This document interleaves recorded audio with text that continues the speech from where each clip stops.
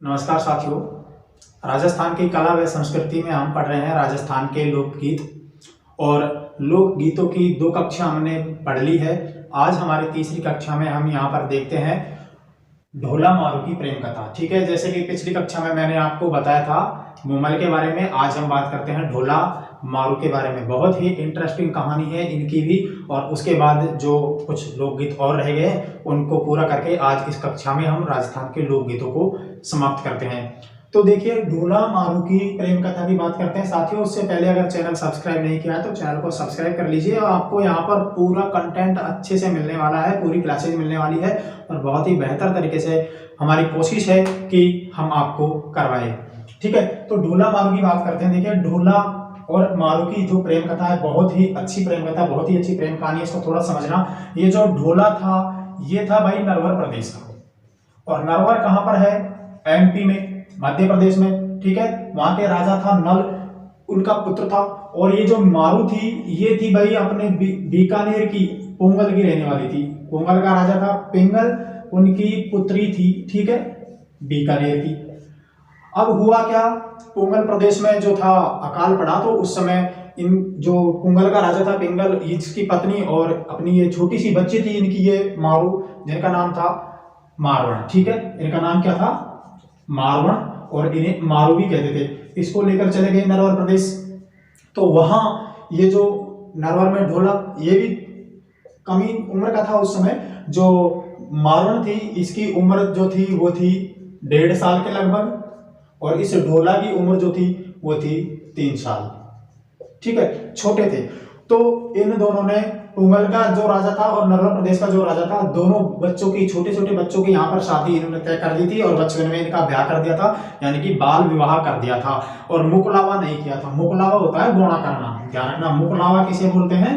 गौणा। मुकलावा या गौणा, यानी कि जब बाल विवाह कर देते थे, तो जब उसके बाद जब लड़की शानी हो जाती है, लड़का लड़के शानी, मतलब जो उनकी उम्र ठीक हो जाती थी, तब उनको मतलब अपने ससुराल भेजते थे लड़की को, उसे बोलते हैं मुकलावा या गौणा करना। ठीक है, मुकलावा या गौणा जो था वो अभी होना बाकी था, क्योंकि बाल विवाह था। लेकिन जब ढोला बड़ा हुआ, अब ढोला के जो माता पिता थे वो स्वर्गवासी हो गए थे, और ढोला को अपनी बचपन की बातें जो थी वो याद नहीं थी।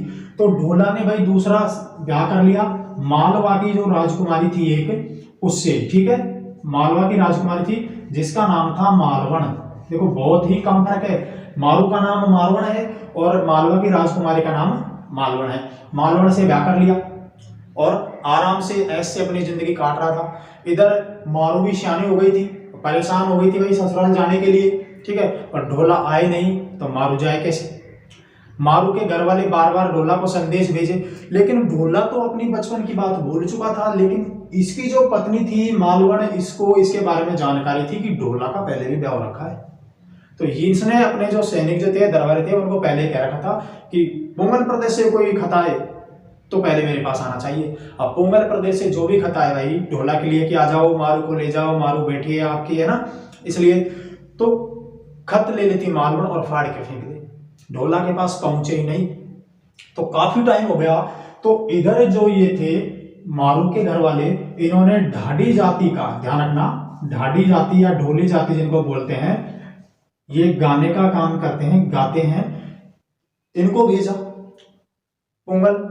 पोंगल से रवाना कर दिया नरवर के लिए ढोला के पास, और कहा कि जाओ और गीत के माध्यम से भाई ढोला को खबर करो कि तेरा प्यार रखा है, बहु ले जा, मारू बैठी है इंतजार में। ठीक है, तो भाई ये गए और इन्होंने वहां जाकर गीत के माध्यम से ढोला को ये बताया कि ढोले ढोला, तेरा पहले भी एक ब्याह रखा है, वो तेरे राह देख रही है, तेरे इंतजार कर रही है, जा उसको लेके आ। ये कहानी के माध्यम से, गीत के माध्यम से मारू को जैसे जैसे जैसे उन्होंने गीत गाए भाई, मारू को अपनी बचपन की बात याद आने लगी, और उसने उस व्यक्ति को बुलाया जो गीत गा रहा था कि इधर आ भाई, बात क्या है? तो इसने कहा तेरा इंतजार कर रही है, ठीक है, गीत गा रही है, कबूतर जा जा पति को ला, तो लेने जाओ उसको। अब भाई उत्सुक हो गया, भाई ढोला उत्सुक हो गया मारू को लाने के लिए, और मालवण इसको जाने नहीं दे। ये बोले और मारू को ले आया तो अपने तो चलना फिरना बंद है भाई, मारू को लाने नहीं दे। अड़चने लगाए रास्ते में, चले जाना, अभी काम की जल्दी है, बाद में ले आना। हाँ, थोड़ा इसको रोका, कुछ समय इसको रोका, लेकिन एक दिन तो ढोला भाई बहुत ही ज्यादा परेशान हो गया, और बहुत ज्यादा परेशान हो गया तो अपने रात को ही निकल दिया पोंगल प्रदेश के लिए। रात को निकल दिया, उसके बाद आया भाई मारू के घर पे, रुका 2-3 दिन, रेत के धोरों में मारू को बैठ के घुमाया आराम से, बीकानेर जैसलमेर क्षेत्र की यात्रा की, और उसके बाद अपने हो गया रवाना नरवर के लिए। अब इस मालवा ने क्या किया, रास्ते में भाई अपने कुछ बताते हैं अड़चन पैदा करने के लिए बहुत अड़चने बैठाई थी इसने, लड़कों को बैठा दिया, व्यक्तियों को बैठा दिया, भाई मारू जो है वो आनी नहीं चाहिए, नरवर प्रदेश तक मारू जो है वो आनी नहीं चाहिए। लेकिन भाई डोला भी डोला था, डोला छोड़ेगा किसी को है। कहानी के माध्यम में ये भी बताया है कि जब ये इसको ला रहा था ना मारू को, तो इसको मारू को एक सांप ने काट लिया था भाई, मारू को सांप ने काट लिया था। लेकिन पार्वती और शिव जी ने आके वापस से मारू को क्या दिया, जीवन दान दिया था, मारू को जीवन दान दिया। ठीक, तो यहां तो जीवन दान मिल गया।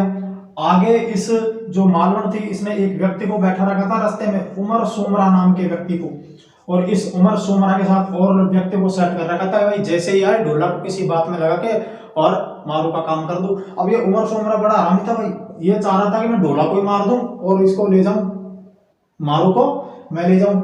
तो इसको आओ भगत करने के बहाने बैठा, जुमला बिछा के बैठ गया भाई नीचे और अपनी महफिल सजा दी। जैसे ही ढोला मारो आए तो ढोला को बुलाया कि आओ भगत करने के लिए, आओ बैठो हमारे साथ, अफीम अफीम का सेवन करो।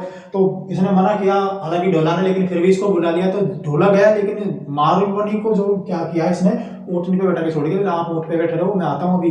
तो जैसे ही ढोला नीचे गया तो यहाँ जो ढोली नाम का व्यक्ति था वो महफिल में गा रहा था, तो उसकी पत्नी जो थी उसको इस बात का पता था कि उमर सोमरा जो है इसकी नीयत खराब है और ये ढोला के साथ कुछ ना कुछ गड़बड़ करना चाह रहा है। तो उसने क्या किया, ये जो बात थी वो मारू को बता दी, और मारू ने क्या किया, जो ऊँटनी पे बैठी थी उसके है ना थोड़ा मार दिया टेला। जैसे ऊँटनी को मारा, ऊँटनी भागने लगी, ऊँटनी जब भागी तो ढोला पीछे पीछे, और जैसे ढोला ऊँट के करीब पहुंचा तो मारू ने बताया कि चढ़ा ऊपर, रास्ते में इन्होंने जाल बिछा रखा है। ठीक है, अब पीछे पीछे उमर सोमरा भागे, लेकिन फिर ढोला हाथ आने वाला है क्या, ढोला निकल गया और ठेठ पहुंच गया अपने कवई महलों में पहुंच गया।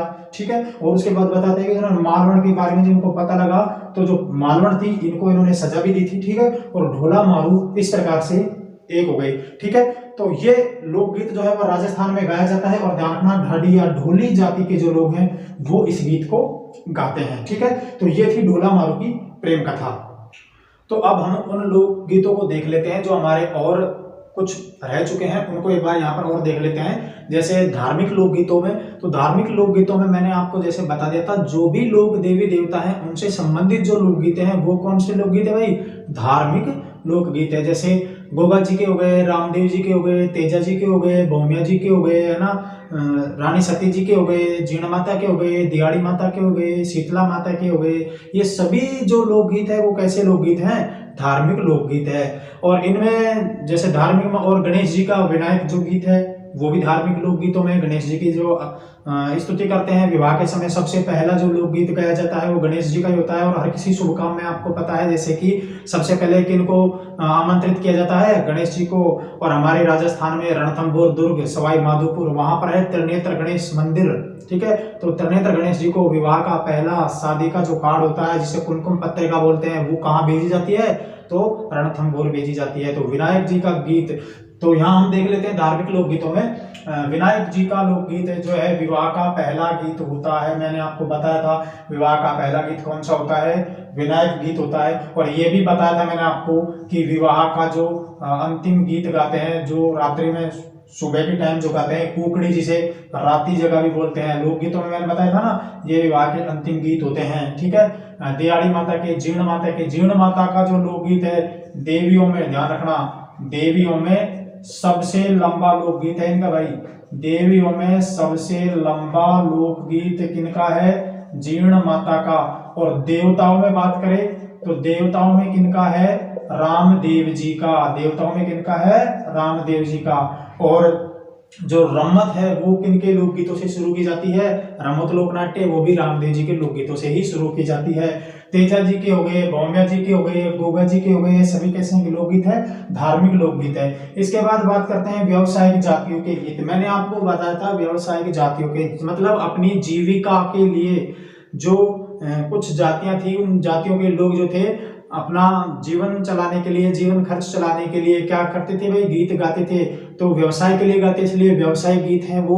और ये राजाओं के यहाँ गाते तो इन्हें राजशाही या पेशेवर लोक गीत भी कहते हैं, ठीक है। इनमें जैसे ढोली, मीरासी, लंगा, ढाडी, कलावंत, कामड़, भोपे, कालबेलिया आदि जाति जो थी वो इन लोक गीतों को गाती थी। और विभिन्न विभिन्न रागों में इन लोक गीतों को गाया जाता था, जिनमें बात करें मांड, देश, सोरठ, मारू, कालिंगड़ा, जोगिया, आशावरी, बिलावल आदि रागों में ये जातियां जो थी इन लोक गीतों को गाती थी।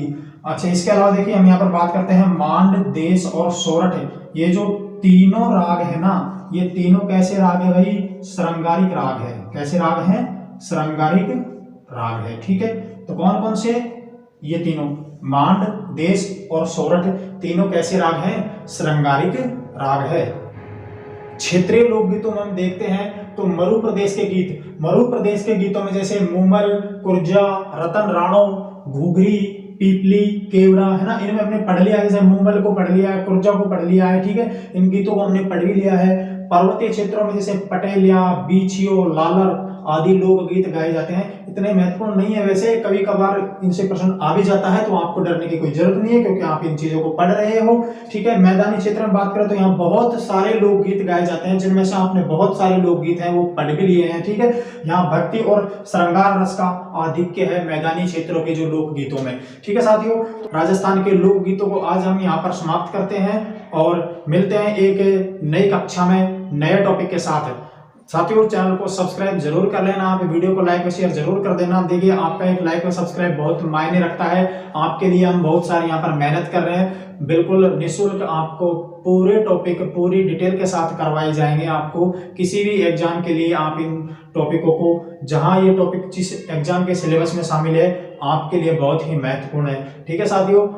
तो अपनी तैयारी अच्छे से करते रहे, शुभकामनाएं, धन्यवाद।